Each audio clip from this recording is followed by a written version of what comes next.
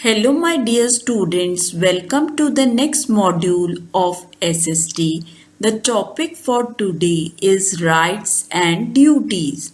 India is a very unique country consisting of a diverse set of people with diverse interests. However, each citizen enjoys equal rights and is equal in the eyes of the law. Do you know how this is possible?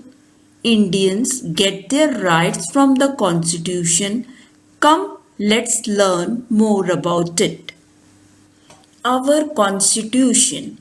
India got independence from the British after a long struggle on 15th August 1947. What is a constitution, children? Constitution is a set of rules according to which a country is governed. The Constitution of India is the supreme law of India. It is the longest written constitution in the world.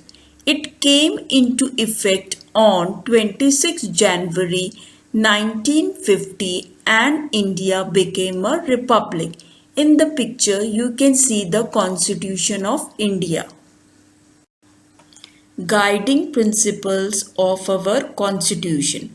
Our Constitution lays down some important guiding principles that have to be followed by the leaders of our nations. The preamble means the introduction of the Constitution. It lays down that India is socialist, secular, democratic, republic. Socialism. This means that all the people in the country will be treated as equal. The government will not differentiate between people on the basis of their caste, religion, or any other way. Secularism. This means that all people in the country would be free to follow whatever religion they want. Republic. This means that our head of the state is elected by the people. India is headed by an elected president. Our country is governed by president and the representatives chosen by the people.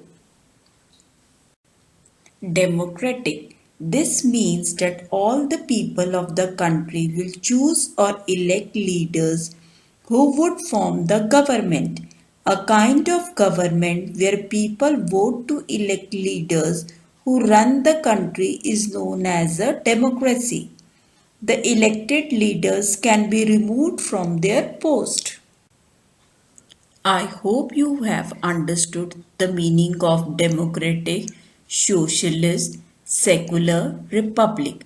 We will continue this chapter in our next video. Thank you.